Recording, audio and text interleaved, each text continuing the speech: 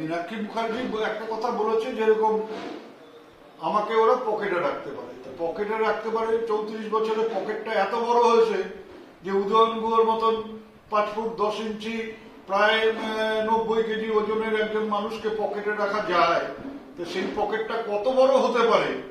পয়সা রেখে রেখে রেখে সেই পকেট এতটাই বড় হয়েছে যে উদয়ন গুহকেও সেই পকেটে ভরে রাখা যায়।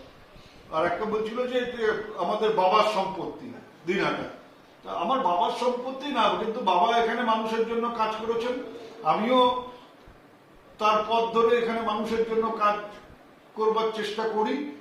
মানুষ হয়তো অনেকে ভালোবাসেন, পাশে থাকেন।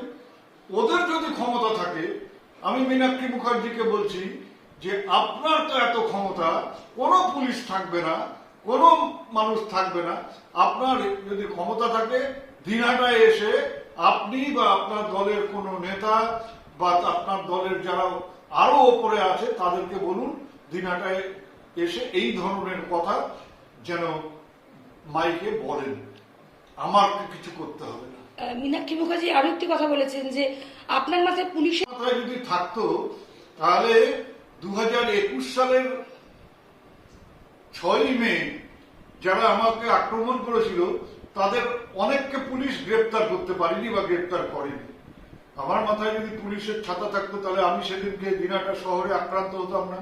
আমার মাথায় যদি পুলিশের ছাতা থাকতো তাহলে যারা 1, 2, 3 অপরাধী তারা সেদিন ধরা পড়তো, তারা সেদিন ধরা পড়েনি। পরবর্তীকালে কেন্দ্রীয় বাহিনী নিয়ে তারা দিনহাটার রাস্তায় ঘুরে বেরিয়েছে। এখন কেন্দ্রীয় বাহিনী সরে গেছে, তারা রাস্তায় বেরোতে পারে না, তার জন্য আমি দায়ী না।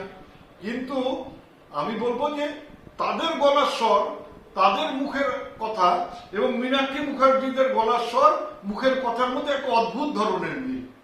আমার তো ধারণা ছিল মীনাক্ষী মুখার্জি হয়তো একটু ভদ্রভাবে কথা বলেন, একটু হয়তো ভদ্রভাবে রাজনীতি করবার চেষ্টা করেন।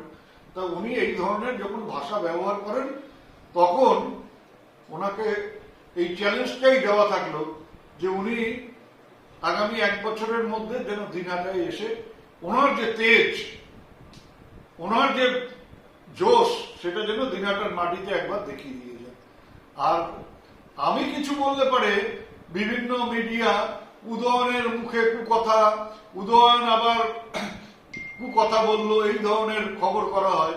কিন্তু গতকাল থেকে মীনাক্ষী মুখার্জির এই যে কথা, এই যে বাবা তুলে কথা, এই যে পকেটে রাখার কথা, আমি কোনো মিডিয়াকে, কোনো চ্যানেলকে দেখছি না সেটা প্রচার করতে।